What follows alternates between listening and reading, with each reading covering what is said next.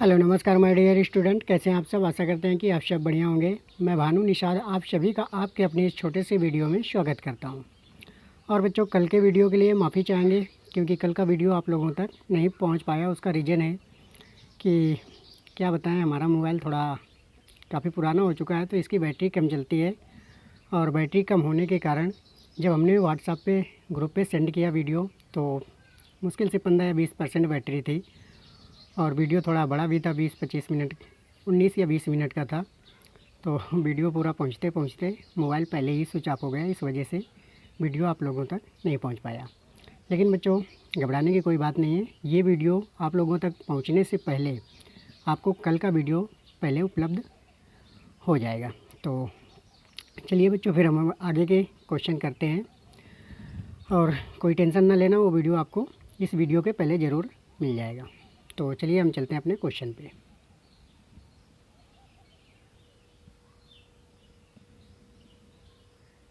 तो चलिए बच्चों, देखिएगा एक्सरसाइज आपकी 4 ये चल रही थी और ये वीडियो का पार्ट 29वां है। इससे पहले 38 वीडियो आपके कंप्लीट हो चुके हैं और डेट आज आपकी 9/10/2020। क्वेश्चन नंबर 20, इससे पहले के वीडियो में हमने 19 नंबर तक के क्वेश्चन कर लिए हैं और यहाँ पर क्वेश्चन नंबर 20 के 2 पार्ट हैं। तो यहाँ पर हम क्वेश्चन नंबर 20 का फर्स्ट पार्ट करेंगे। तो चलिए हम क्वेश्चन देखते हैं। कहता है, एक समकोण त्रिभुज की ऊंचाई इसके आधार से 7 कम है। यदि कर्ण 13 सेंटीमीटर का हो तो अन्य 2 भुजाएं ज्ञात कीजिए। तो बच्चों, क्वेश्चन को आप 2-3 बार पढ़ लिया करो, क्योंकि क्वेश्चन पढ़ने से ही समझ में आ जाता है कि करना क्या है। अब यहाँ पर हम सॉल्यूशन में सबसे पहले एक छोटा सा त्रिभुज बनाएंगे ABC, जिसमें से बी कोण आपका 90 अंश अर्थात समकोण है। अब यहाँ पर देखिए, पहली लाइन क्वेश्चन पढ़िए। कहता है, एक समकोण त्रिभुज की ऊंचाई इसके आधार से 7 सेंटीमीटर कम है। अर्थात ऊंचाई जो है वो आधार से 7 सेंटीमीटर कम है। तो हम सबसे पहले क्या करेंगे, मानेंगे माना त्रिभुज का आधार कितना है, x सेंटीमीटर। तो ऊंचाई कितनी हो जाएगी, 7 कम बोला है तो x माइनस 7 सेंटीमीटर। और कर्ण हमें दिया है तो कर्ण बराबर कितना हो जाएगा, 13 सेंटीमीटर। तो अब आइए बच्चों, देखते हैं त्रिभुज ABC में। तो यहाँ पर लगेगा आपका पाइथागोरस प्रमेय। तो जिन बच्चों को पाइथागोरस प्रमेय नहीं पता है तो वो अभी जान जाएंगे, और जिन्हें पता है तो अच्छी बात है। वैसे भी हमने जो आपको स्कूल में त्रिकोणमिति पढ़ाया था, वहाँ पर पाइथागोरस प्रमेय के बारे में सब कुछ बताया था और इससे सवाल भी कराए थे। तो चलिए जान लेते हैं क्या होती है पाइथागोरस प्रमेय। यहाँ पर होता है, जो सूत्र होता है वो होता है आपका कर्ण स्क्वायर बराबर लंब स्क्वायर प्लस आधार स्क्वायर, या फिर इसको बोल सकते हैं लंब स्क्वायर प्लस आधार स्क्वायर बराबर कर्ण स्क्वायर।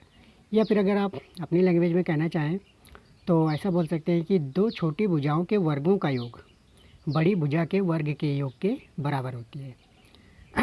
तो यही आपकी पाइथागोरस प्रमेय होती है। तो यहाँ पर देखिए, अब हम लंब अर्थात जो ऊंचाई की बात की गई वो लंब है। आधार आपको पता है कि नीचे की भुजा होती है और कर्ण जो सबसे बड़ी भुजा होती है वो आपका कर्ण होता है। तो यहाँ पर देखिए, लंब अर्थात ऊंचाई का मान रखेंगे x माइनस 7 का होल स्क्वायर प्लस आधार x स्क्वायर बराबर कर्ण कितना है, 13, तो 13 का स्क्वायर। अब यहाँ पर बच्चों इनको सॉल्व करेंगे तो x माइनस 7 का होल स्क्वायर का जब सूत्र खोलेंगे यहाँ पर तो सूत्र बनेगा a माइनस बी का होल स्क्वायर। तो यहाँ पर हो जाएगा एक्स स्क्वायर प्लस का 49 माइनस का 14x प्लस एक्स स्क्वायर बराबर 13 का वर्ग 169। अब यहाँ पर एक्स स्क्वायर को ऐड करेंगे तो यहाँ से आएगा 2x स्क्वायर, इसके बाद माइनस का 14x और प्लस का 49 और 169 को इधर ले आएंगे तो माइनस का आएगा 169 बराबर 0। तो यहाँ से 169 में से 49 जाएगा तो 120 माइनस का आ जाएगा। तो 2x square minus 14x minus का 120 बराबर 0। अब बच्चों यहाँ से 2 आपको कॉमन कर लेना होगा तो कोष्टक में बचेगा एक्स स्क्वायर माइनस का 7x माइनस का 60 बराबर 0। अब ये 2 जो कॉमन किया है उधर जाके डिवाइड में जाएगा अर्थात 0 हो जाएगा। तो यहाँ से इक्वेशन बन के आएगा हमारे पास एक्स स्क्वायर माइनस का 7x माइनस का 60 बराबर 0। तो आइए बच्चों अब साइड में देखते हैं ज़रा। तो एक्स स्क्वायर माइनस का 7x माइनस का 60 बराबर 0। अब बच्चों हमें 60 के ऐसे 2 गुणनखंड करने होंगे फैक्टर जिनका गुणनफल तो 60 है और उनका अंतर 7 का हो। तो यहाँ पर 12 और 5 अगर गुणा करते हैं तो 60 आता है, 12 में से 5 जाएगा तो 7 आ जाएगा। तो देखिए लिखेंगे एक्स स्क्वायर माइनस का 12x प्लस का 5x माइनस का 60 बराबर 0। तो यहाँ से आपका करना क्या होगा, आगे के दो पदों से यक्स कॉमन कर लीजिएगा, तो कोष्टक में बचेगा यक्स माइनस 12। इसी तरीके से लास्ट के दो पदों से 5 कॉमन कर लेंगे तो कोष्टक में बचेगा यक्स माइनस 12। तो यक्स माइनस 12 एक कोष्टक में और यक्स प्लस 5 एक कोष्टक में। इसके बाद यक्स माइनस 12 बराबर 0 लेंगे तो यहाँ से यक्स की वैल्यू निकल के आएगी 12, और दूसरी बार यक्स प्लस 5 बराबर 0 लेंगे तो यक्स का मान यहाँ से निकल के आएगा -5। तो हम ज़्यादातर सवालों में आपको बताए हैं कि माइनस वाला मान हमेशा छोड़ दिया जाता है। तो यहाँ पर हम यक्स का मान कितना लेंगे 12। तो यक्स हमने क्या माना था आधार, तो आधार निकला 12। तो ऊंचाई कितनी हो जाएगी, ऊंचाई हमने मानी थी यक्स माइनस 7, तो 12 माइनस 7 अर्थात 5। तो अतः हम कह सकते हैं त्रिभुज की अन्य दो भुजाएं क्या होंगी 5 और 12। और बच्चों हो सकता है आप लोगों में से किसी को याद हो, जब हमने त्रिकोणमिति पढ़ाया था वहाँ पर हमने ट्रिपलेट बताया था, आपको याद है किसी को 3 4 5 संबंध बताए थे।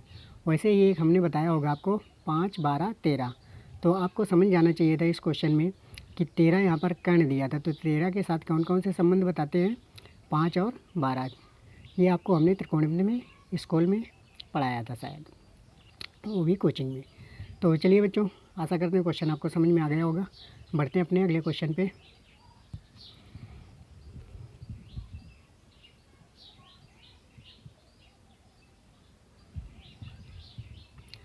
तो देखिए बच्चों, ये क्वेश्चन नंबर 20 का सेकंड पार्ट है। कहता है एक आयताकार खेत का विकर्ण उसकी छोटी भुजा से 60 मीटर अधिक लंबा है। यदि बड़ी भुजा छोटी भुजा से 30 मीटर अधिक हो तो खेत की भुजाएं ज्ञात कीजिए। तो बच्चों क्वेश्चन को आपको 2-3 बार तो ध्यान से पढ़ना ही है। इसके बाद चलिए हम सीधे आते हैं सोल्यूशन पे, क्योंकि ज़्यादा डीप में जाने से वीडियो लॉन्ग हो रहा है। तो लिखेंगे माना ABCD एक आयत है जिसका विकर्ण BC है और छोटी भुजा यक्स है, यक्स मीटर है। तो आप एक छोटा सा आयत बना लेना है, ABC नाम कुछ भी डाल देना अपने अनुसार, और वहाँ पर छोटी भुजा अर्थात चौड़ाई आपको यक्स माननी है। तो लंबाई जैसा कि सवाल में बोला है कि बड़ी भुजा छोटी भुजा से 30 अधिक है, तो बड़ी भुजा अर्थात लंबाई कितनी हो जाएगी यक्स प्लस 30। और यहाँ से आपका विकर्ण की बात जो की गई है, कह रहा है कि विकर्ण छोटी भुजा से 60 मीटर अधिक लंबा है, तो विकर्ण हो जाएगा यक्स प्लस 60। तो यहाँ पर देखिए जो आपको त्रिभुज दिख रहा होगा BDC, यहाँ पर B आपका समकोण है, तो यहाँ भी आप पाइथागोरस प्रमेय लगेंगे। तो चलिए हम आते हैं, यहाँ से प्रश्न अनुसार लिखा है वहाँ पर ध्यान दीजिएगा। बड़ी भुजा हमने बताया कि यक्स प्लस 30 मीटर हो जाएगी, विकर्ण यक्स प्लस 60 हो जाएगा, छोटी भुजा हम यक्स मान ही चुके हैं। तो त्रिभुज BDC में पाइथागोरस प्रमेय लगाएंगे, तो वही लंब स्क्वायर प्लस आधार स्क्वायर बराबर कर्ण स्क्वायर के लंब आधार और कर्ण के मान रखेंगे। तो यक्स स्क्वायर लंब का मान है प्लस आधार की जगह हम यक्स प्लस 30 का होल स्क्वायर रखेंगे बराबर यक्स प्लस 60 का होल स्क्वायर। अब बच्चों इधर देखिए सूत्र खोलिएगा तो x square plus 900 plus 60 xy बराबर x square plus 3600 plus 120 xy. अब यहाँ पर बच्चों देखिए एक्स स्क्वायर एक बराबर की इधर है एक उधर है, अगर पक्षांतर करोगे या फिर जोड़ के जैसे भी करना चाहो कैलकुलेशन तो आप अपने अनुसार भी कर सकते हैं। तो हमने यहाँ से एक्स स्क्वायर एक काट दिया ताकि सॉल्व करने में थोड़ी आसानी हो। इसके बाद इधर बचा आपका एक्स स्क्वायर और उधर वाले पदों को भी इधर ले आएंगे, तो एक्स स्क्वायर प्लस का 60 यक्स उधर से आएगा माइनस का 120 यक्स हो जाएगा, प्लस का है क्योंकि उधर, और इसके बाद प्लस 900 माइनस का 3600 बराबर 0। अब जब इसको सॉल्व करेंगे तो एक्स स्क्वायर 60 यक्स 120 यक्स मिल जाएगा, तो माइनस का 60 यक्स बचेगा। इसके बाद 3600 में से 900 जाएगा तो माइनस का 2700 बराबर 0। अब इसके बाद आपको करना क्या है 2700 के ऐसे दो फैक्टर बनाने जिनका गुणनफल 2700 हो और उनका अंतर 60 हो। तो यहाँ पर 90 और 30 इसके फैक्टर बनेंगे, तो लिखेंगे एक्स स्क्वायर माइनस का 90 एक्स प्लस का 30 एक्स माइनस 2700 बराबर 0।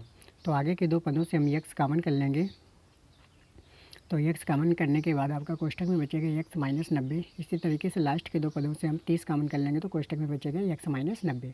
तो एक्स माइनस 90 एक कोष्टक में और एक्स प्लस 30 दूसरा कोष्टक में बराबर 0। तो जब एक्स माइनस 90 बराबर 0 लेंगे तो एक्स का मान यहाँ से निकल के आएगा 90। इसी तरीके से एक्स प्लस 30 बराबर 0 लेंगे तो यहाँ से एक्स का मान निकल के आएगा माइनस 30। और जैसा कि आपको पता है कि माइनस वाला मान छोड़ दिया जाता है, तो एक्स का मान 90 अर्थात हमने छोटी भुजा एक्स मानी थी, तो छोटी भुजा कितनी आई 90 मीटर। अब बड़ी भुजा हमें निकालना है, तो बड़ी भुजा क्या थी एक्स प्लस 30, एक्स का मान 90 रखेंगे, 30 जोड़ेंगे तो 120 मीटर। तो अतः हम कह सकते हैं खेत की भुजाएं कितनी हैं 90 और 120 मीटर हैं। तो उम्मीद करते हैं बच्चों क्वेश्चन थोड़े लॉन्ग ज़रूर हैं बट आपको समझ में आ रहे होंगे। तो चलिए हम आगे बढ़ते हैं अपने अगले क्वेश्चन पे।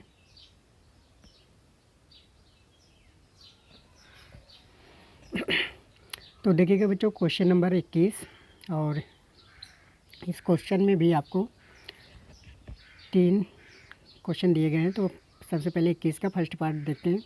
कहता है कि ऐसी 2 संख्याएं ज्ञात करो जिनका योग 27 और गुणनफल 182 हो।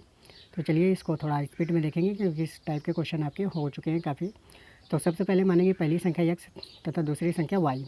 योगफल बोला है तो x प्लस वाई बराबर 27। यहाँ से y का मान निकालेंगे तो 27 माइनस का x, क्योंकि 75 कर देंगे x का। तो यहाँ से आप इसको डब्बे में बंद कर दीजिए। दूसरी कंडीशन यहाँ पर अप्लाई कीजिए।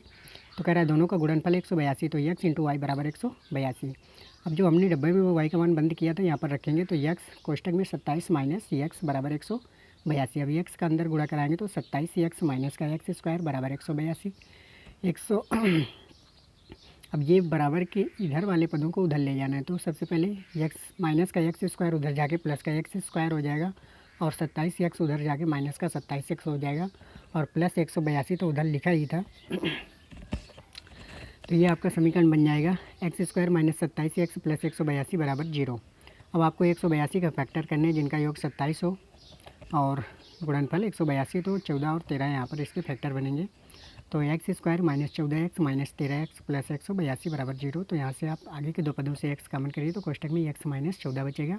लास्ट के 2 पदों से माइनस 13 कॉमन कर लो तो कोष्टक में x माइनस 14 बचेगा बराबर 0। तो x माइनस 14 एक कोष्टक में और x माइनस 13 दूसरे कोष्टक में बराबर 0। तो x माइनस 14 बराबर 0 लेंगे तो x का मान यहाँ से 14 निकल के आएगा। इसी तरीके से x माइनस 13 बराबर 0 लेंगे तो x का मान यहाँ से 13 निकल के आएगा। तो अब बच्चों यहाँ पर x के आपके 2 मान निकले हैं, दोनों ही पॉजिटिव हैं, तो आपको दोनों ही लेना पड़ेगा। तो चलिए हम देखते हैं। जब पहली संख्या हमने x मानी है तो यदि हम 13 लेते हैं x का मान, तो आपका y का मान कितना निकल के आएगा 14। और इसी तरीके से जब हम पहली संख्या को 14 लेते हैं तो दूसरी संख्या कितनी निकल के आएगी 13। तो इस तरीके से आपके आंसर क्या हो जाएंगे 13 और 14। तो आई होप क्वेश्चन आपको समझ में आ गया होगा। चलिए हम अपने अगले क्वेश्चन पे बढ़ते हैं। तो देखिएगा बच्चों क्वेश्चन नंबर 21, इसका पार्ट सेकंड। कहता है 2 क्रमागत धनात्मक पूर्णांक ज्ञात कीजिए जिनके वर्गों का योग 365 हो। तो बच्चों इस टाइप के क्वेश्चन भी काफ़ी आपके हो चुके हैं। तो चलिए देखते हैं। माना 2 क्रमागत धनात्मक पूर्णांक क्रमशः x और x प्लस 1 है। तो प्रश्नानुसार जैसा कि सवाल में बोला गया कि दोनों के वर्गों का योग, तो दोनों का वर्ग कर दीजिए, जोड़ दीजिए, बराबर 365 कर दीजिए। तो x square plus x plus 1 का होल स्क्वायर बराबर 365। अब यहाँ पर इसका सूत्र खोलेंगे। तो सूत्र खोलने के बाद ये बन जाएगा पहले तो x square plus 1 plus 2x बराबर 365। तो ये हो जाएगा 2x square plus 2x plus 1 minus, अभी 365 को इधर लाएंगे तो माइनस का 365 बराबर 0।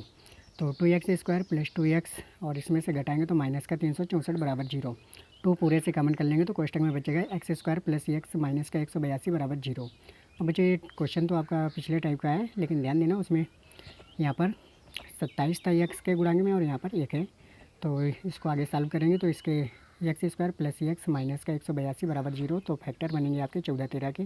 तो लिखेंगे एक्स स्क्वायर प्लस का 14x माइनस का 13x प्लस 182 बराबर 0। आगे के 2 पदों से जब x कॉमन किया जाएगा तो यहाँ पर बचेगा कोष्टक में x प्लस 14। लास्ट के 2 पदों से माइनस 13 कॉमन करेंगे तो कोष्टक में बचेगा x प्लस 14। तो x प्लस 14 एक कोष्टक में, x माइनस 13 दूसरे कोष्टक में बराबर 0। तो जब पहली बार x प्लस 14 बराबर 0 लेंगे तो x का मान यहाँ से माइनस 14 निकलेगा। इसी तरीके से x माइनस 13 बराबर 0 लेंगे तो x का मान यहाँ से 13 निकलेगा। माइनस वाला मान छोड़ दिया जाता है तो आपका प्लस वाला मान कितना है 13।